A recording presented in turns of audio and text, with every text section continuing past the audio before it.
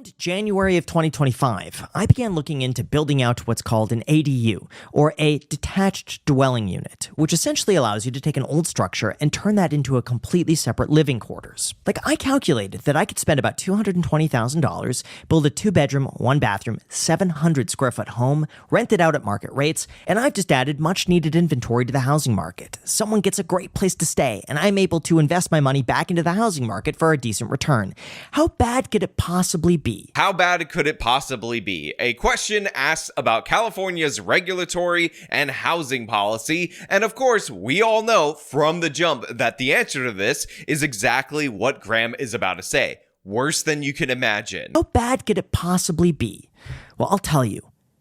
A nightmare. So this is Graham Stephan, and I'm actually quite fond of Graham's content. He happens to be a finance YouTuber over on theinternet.com, and one of the reasons why I'm a big fan of Graham is I like personal finance. You guys know that I'll try to sneak in advice here and there in certain videos, but in addition to that, I also enjoy playing the credit card game. In fact, many of you out there in the audience are under the impression that I happen to be super rich, super loaded from my youtube.com channel, which obviously is 100% true. Look at this brick wall. That is real legitimate brick right there. Obviously that costs money, but you use as evidence me flying first class international when in reality I paid about $192 for this flight right here, where I'm fully laying down, totally relaxed, and I look like I am returning to Earth from my home planet of Krypton. And the reason for that, the reason I was able to do that is because I enjoy the credit card game, and in part I learned the credit card game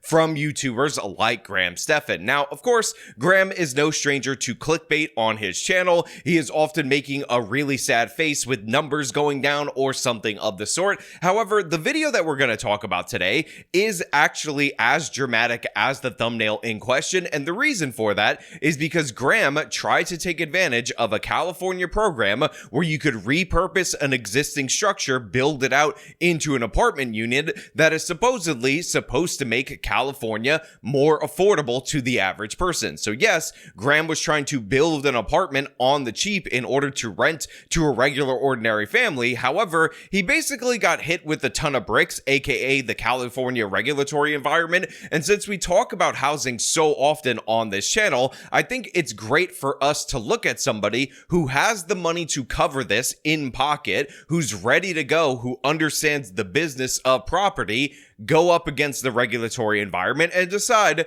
that not only does he never want to build anything in the state of California ever again, but he actually wants to start selling off his properties in his portfolio due to the fact that this experience was so awful. So this is what we're going to talk about today. But before we do, I want to thank everybody who supports this channel via actualjusticewarrior.com/join. Give me the money. Give me the money. Okay? Basically, my entire philosophy was this. I would only buy the properties that no one else wanted to live in because they required so much work. I'm talking brand new kitchens, bathrooms, floors, paint, landscape, roof, and so on. I would fix it up. I would move in as a primary residence, and then I would later rent it out when I saved up enough money to buy something else. For me, I just thought this was my path forever. There's something really special about buying something undesirable and then making it look brand new again, without just turning it into one of those awful gray IKEA renovations that you see every developer slap together in a weekend. And usually when I'm buying a property in Los Angeles, I'm spending anywhere between $50,000 to sometimes more than $200,000 sprucing it up. So the beginning of this video has a small distillation of Graham Stephan's story. I highly recommend you watch the whole thing in its entirety, but the reason I decided to show you that clip right there is I wanted you to see what this guy did in order to make himself wealthy. He ended up buying up properties that basically nobody wanted. He refurbished said properties, made them nice again, rented them out, and of course, because Graham follows the philosophy that many small landlords follow, he's not somebody who's trying to raise rent to the absolute maximum, because when you have a tenant that pays on time consistently, in reality, it's better to just keep that tenant there in order to avoid the hassle of somebody moving out, and then you have to find a new tenant, and then you have vacancy and whatnot, and it's a good philosophy for a landlord to have. And in my experience as somebody in the city of New York, this is essentially what I've dealt with my whole entire life. Landlords are hesitant to raise rent, and the reason they're hesitant to raise rent is because in reality, they don't want to have to deal with another tenant, especially if you're proving to pay on time. But of course, Graham ends up noticing a lot of things getting significantly worse in the state of California and in the Los Angeles area. He talks about quality of life issues and whatnot, but he also talks about the eviction moratorium. And while he says he personally didn't have to deal with tenants refusing to pay because they put a 3-year eviction moratorium in the state of California on all apartments, he knows about other people who have had to deal with tenants who just ended up stiffing their landlord. And by the way, I've actually heard a story of a lady whose father's entire investment was in like a triplex, and every single tenant in that triplex, or 2 out of 3, I don't remember the story exactly, stopped paying as soon as the pandemic hit, which ultimately ended up leaving the landlord in a lot of trouble because, again, he didn't believe in the stock market, as Graham outlines with his hypothetical example right here. Like, despite this idea that landlords are these rich oligarchs drinking champagne on their yachts, the reality is that most landlords are mom and pop people who rely on that income to help supplement their expenses. Some of them are accidental landlords who had to rent out their home because they could no longer afford it.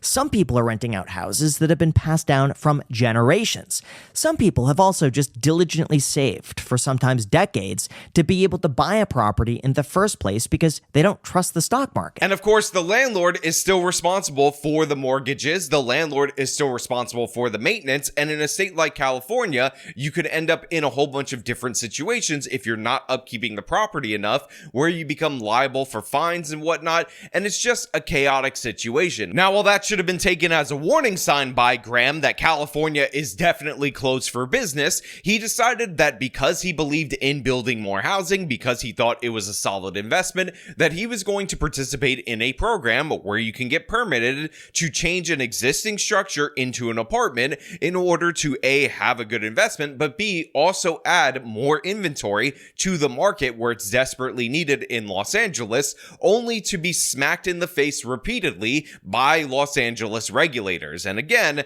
this story is absolutely perfect as an example of why rents are so high in places like California, because in reality, the city and the state do everything and anything possible to punish you for trying to build something. So we start off with something rather simple, which of course is the building permit process in the city of Los Angeles. Now, this process only took 3 months for Graham Stephan to get approved. However, I will point out, for those of you who are familiar what's going on in the Palisades, this actually can be significantly longer depending on what area of Los Angeles, and of course whether or not you have as much money as Graham and you're as on top of the process as he is, and what you actually want to do. Because my experience has been absolutely awful dealing with the city of Los Angeles. Let's talk about the permitting process. That took us about 3 months to get approved, which required me to also pay more than $4,000 in permit fees to the city before even breaking ground. But you know what? Fine. That's to be expected. We're building something new. Whatever. I paid it, and once that was approved, we began building. That process went pretty quickly. Really, within a few months, it was almost done. And by the time July rolled around, I found someone who was willing to move in and take it September 1st. So he's actually not complaining about this. And for those of you who think that the $4,000 permit is actually pretty high, while the average in the state of Texas is $1,500, if you look at different cities and municipalities, the $4,000 range is actually not that bad compared to what Austin would charge you. And again, a lot of it is dependent on the size of the structure that you're trying to build. Now, in this particular case, we're talking about a 700 square foot tiny home, something that Los Angeles is specifically trying to incentivize for you to build. So you would think it would be less if it's based on the square footage, but we all understand Los Angeles, expensive city. And again, Graham has not gotten to his complaints as of right now. However, in order for a tenant to move in, you need what's called a final inspection so that they could issue what's called a certificate of occupancy, which basically says that the city has come, they've looked at the unit, and they say it is now legally deemed as a habitable structure. Great, we're at the final stretch. Should be easy. Now, after 2 weeks of delays, the inspector comes and fails the unit because the AC condenser doesn't have the proper drain line. And this is where things take a turn for the worst. When the inspector failed the unit, my contractor says, "Oh, perfect. I could install it right now. It'll take about 10 to 20 minutes, and then you could pass it because that's the only thing you wanted." But this inspector said, "Hey, sorry, it's Friday. It's like 4:30 p.m. This is my last one. I'm going to have to come back again next week." So I'm going to tell you guys a little secret. If you don't live in a major metropolitan area, or if you do live in a major metropolitan area, but you do not work in any kind of business at all whatsoever, these inspectors are the death of creativity. They are the death of moving quickly. They are the death of being able to do absolutely anything at any point in time, because essentially what they view their job as is finding something wrong with whatever your business is and extracting money from you. Now, I've had friends that have had restaurants, worked in food service, and one of the things that they find to be absolutely frustrating is the fact that whenever the health inspector comes, if their property and their restaurant is like pretty much perfectly clean, it doesn't have any violations, one of the things that they will discover through the course of the inspection is that the health inspector will find them for an arbitrary rule on something like the position of the paper towels in the kitchen or in the bathroom,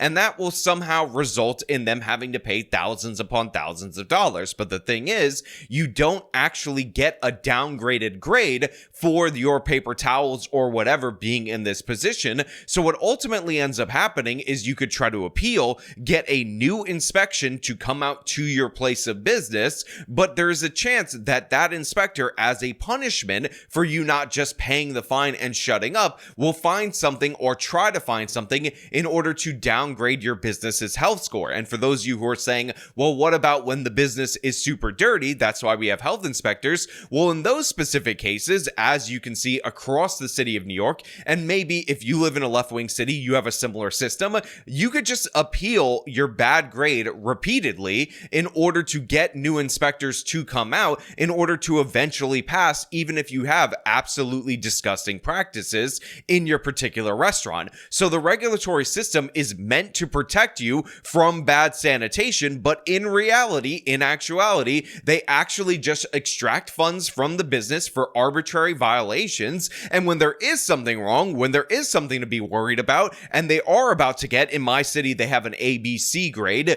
a C or a B, you could just appeal it, and then they'll send somebody out, and then you can appeal that, and eventually you can get a good grade. This is why if you ever see a restaurant in the city of New York with a C score, those are people who just don't give a crap at all whatsoever, because you have multiple opportunities in order to beat that letter grade.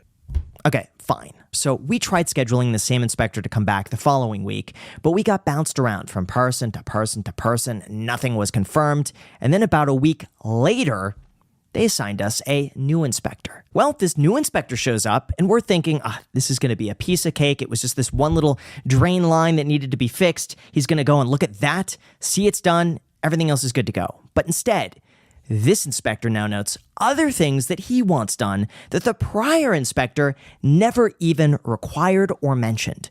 Apparently, I didn't realize that it's pretty common that when you switch inspectors, each one of them has their own requirements that they want done, independent of everything else. And every inspector, for the most part, when they're brand new on the project, they just go and mention something to give the appearance, I don't know, that they're doing their job or something. So there's nothing to me that is surprising about this at all whatsoever. This is how left-wing cities operate. Again, these inspectors are not actually looking for safety violations. They're looking for ways to extract more money from people trying to conduct business. And by the way, I do want to point out, I think Graham knew this as well. This is why he tried very hard in order to get the same exact inspector to come out and look at the HVAC unit, because he knew intuitively that the state of California would deploy somebody in order to find more things wrong with this particular home, and that's exactly what happened. So anyway, once again, we make all of these new changes. We have to wait another week for him to come back out, and when he shows up again,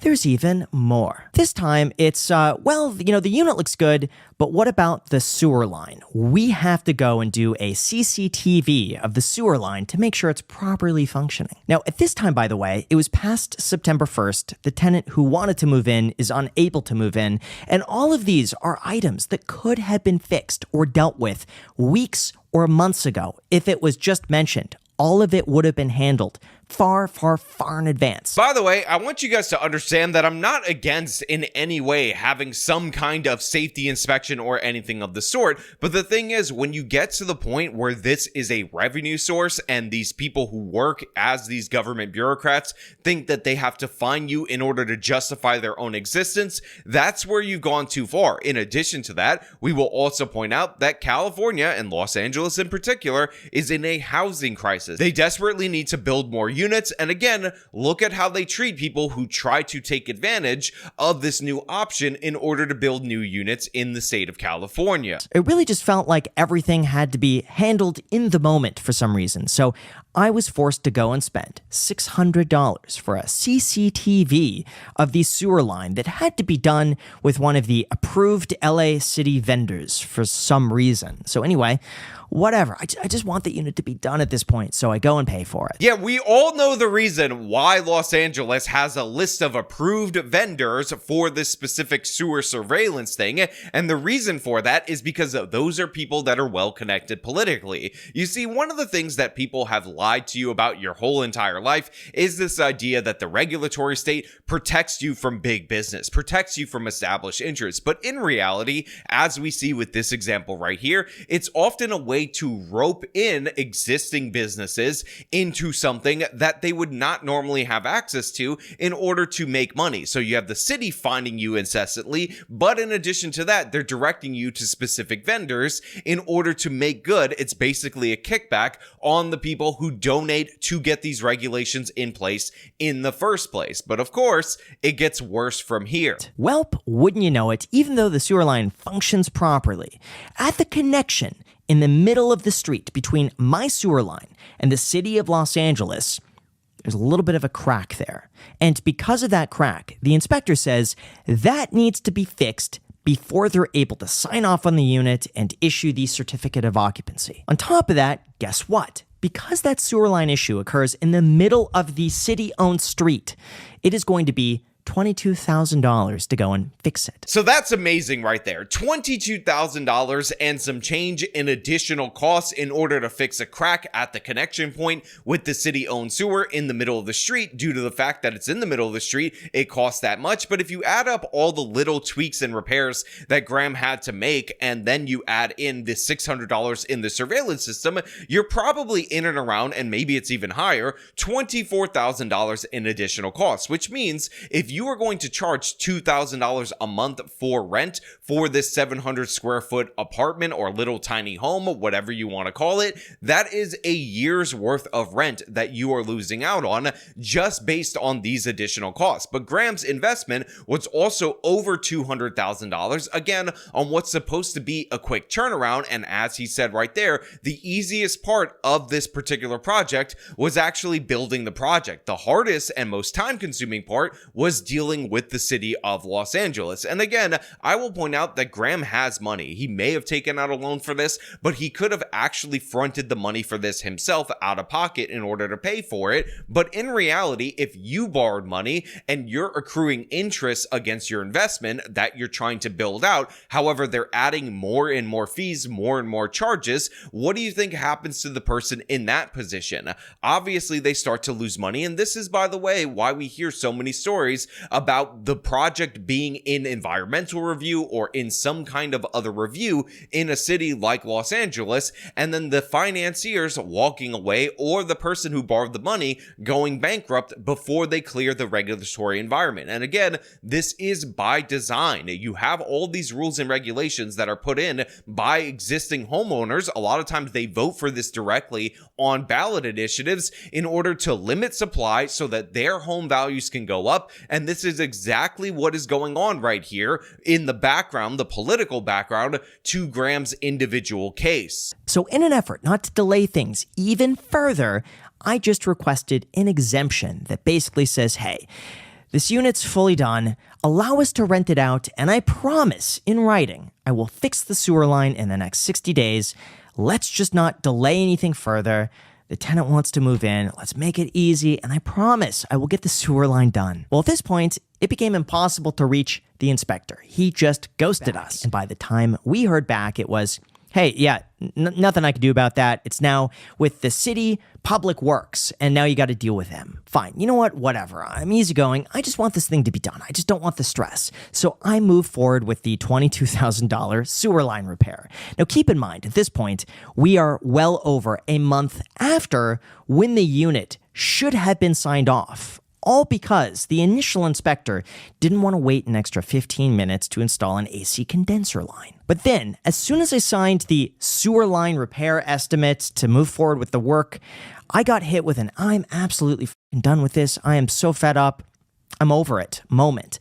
And that was when they applied to pull the permits with the city to do the work that the city requested. But the city says they won't give me the permits until I give my existing tenants 75 days existing notice that I'm going to be doing work on the sewer line. Again, guys, this is just punishment for actually trying to do something in the city of Los Angeles. This is consequences for taking advantage of a program that was introduced in the city of Los Angeles in order to ensure that more properties were built. According to the people that are behind this program, they want a bunch of people with money to take advantage of this so that they could replenish the housing stock in Los Angeles. And guess what? 75-day delay period. And again, I will just point out, if you borrowed the money, if you're accruing interest, if you were counting on a tenant moving in on September 1st to start to get some cash flow, this is devastating. And as if that's not bad enough, it gets even more ridiculous.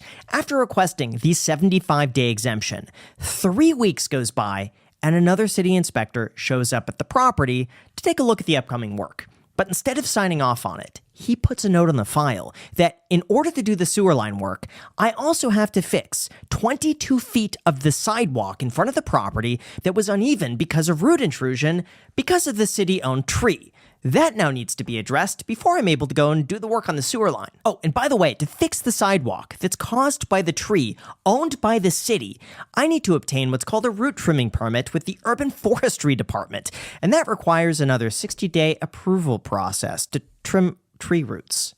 Why? I mean, at this point, it just feels like I'm getting pranked. Again, it is very important for you guys to understand that what Graham Stephan, a multimillionaire YouTuber who has been in the Los Angeles real estate game for a very long time, is dealing with is an expedited process. The exact program that he is engaging with is meant to get fast approval, fast inspections in order to bring those properties to market. But just think about what was just added onto his plate right there. You had the 75-day permitting process in order to fix the sewer line that is owned by the city, that the city is demanding be fixed, in order to inform the tenants of the people around this area that their water will be shut off in the afternoon for a couple of hours. But in addition to that, they drop another inspector on them, again, weeks later. So we're talking about months of delays that are already built in. We'll just call that 3 months just for the sake of it. And then this person says, oh, well, the sidewalk, 20 feet of the sidewalk is messed up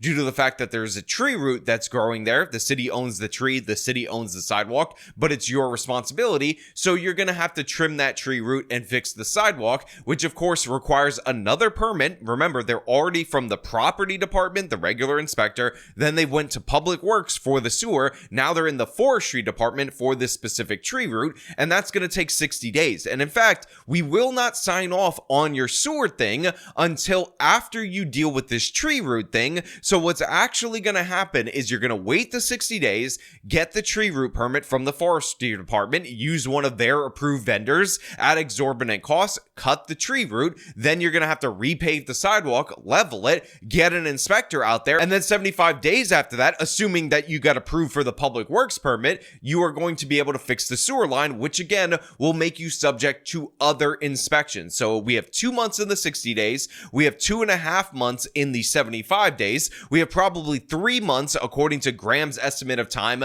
from when it was supposed to be ready. So we're now in and around what, like over half a year, all just on additional regulatory burden and of course tens of thousands of dollars in costs for a program that California and Los Angeles are supposedly encouraging you to actually engage with. This is something that they want you to do because housing is their number one priority. Like, I'm ready to do all the work right now.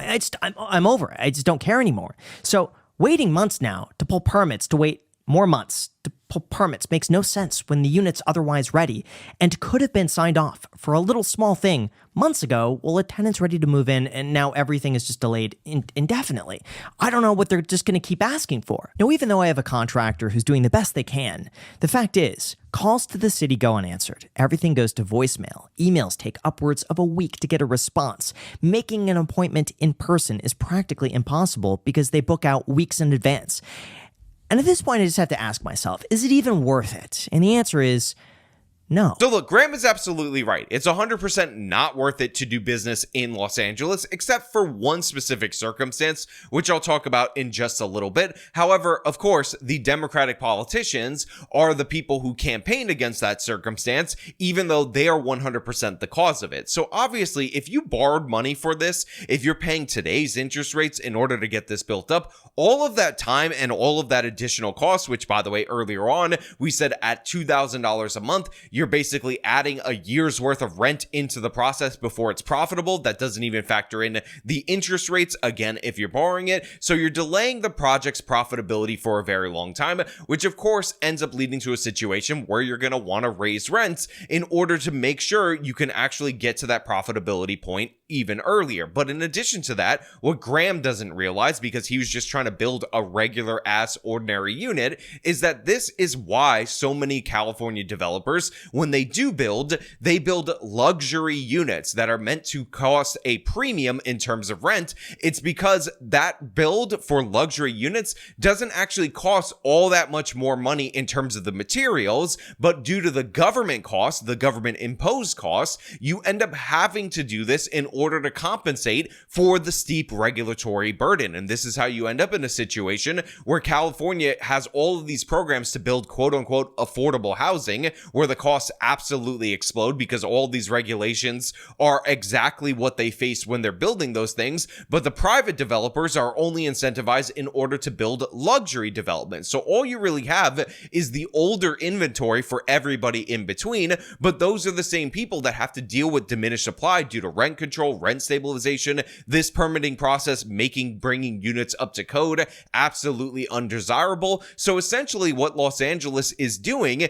is incentivizing more of a housing shortage. And by the way, it's 100% intentional. And again, it should not be surprising. Remember when we went over this debate on Pod Save America between Scott Weiner, who by the way, in almost all other circumstances as a state legislature is somebody that I cannot stand, versus this local city councilwoman. And she was talking about all the things that she wanted a building to add and basically threatened them to add, even though she had no power over the project, in order to make it what the community wanted. And for myself, as someone who has, gone above and beyond with engaging with developers, even when I don't even have that much jurisdiction, for example, the Executive Directive 1 that our mayor put together, it stripped away everything from the council members from being able to engage, so to speak, so that it can be done in a much faster way.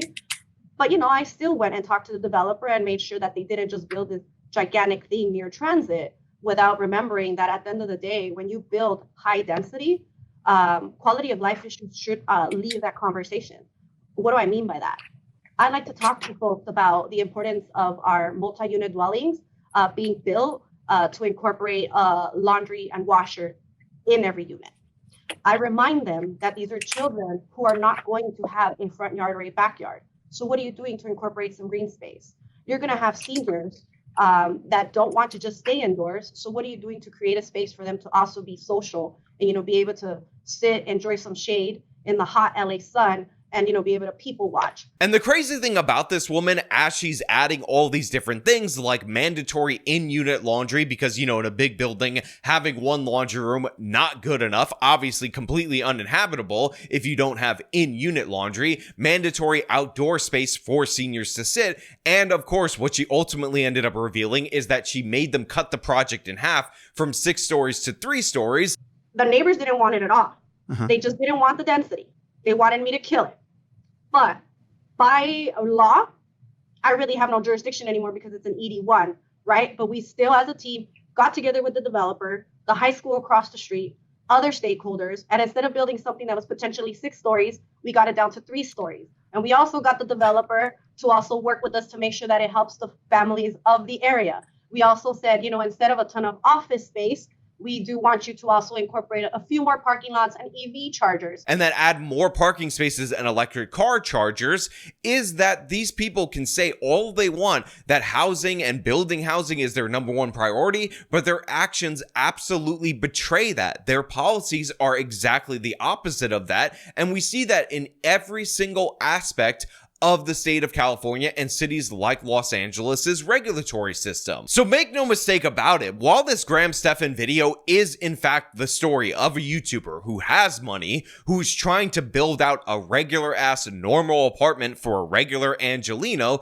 in reality and actuality, this is not just the story of him being screwed over by the city of Los Angeles. This is the story of how Los Angeles screws everybody over, depresses the housing supply. They do it intentionally, and sometimes their Democratic politicians are so dumb, so stupid, that they think they're doing the opposite while they're pushing for all of this. And in addition to that, because this incentivizes such a system where only luxury housing ends up being built, these very same politicians use that as an excuse in order to add more costs to the system, because they're like, oh my god, all of these rich people, they're moving into all these apartments that for whatever reason is the only thing people keep building, due to the fact that that's the only thing you're allowing them to build through the incentive structure that you laid out. Again, we talked about this time and time again on this channel. Los Angeles, Dallas, Fort Worth, city of Houston, low regulatory environment, high amount of people moving to those cities, some of the fastest growing metropolises in the entire country, in the fastest growing state in the entire country, the state of Texas,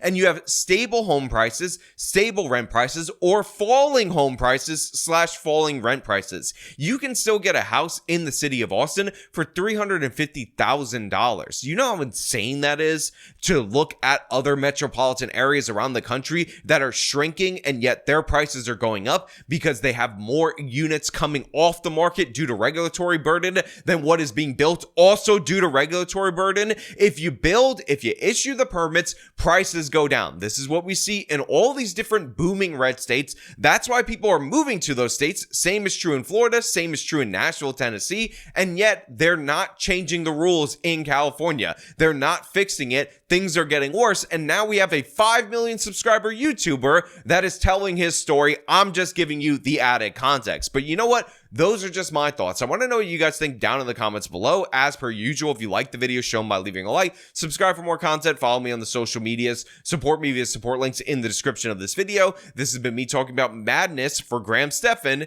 Till next time.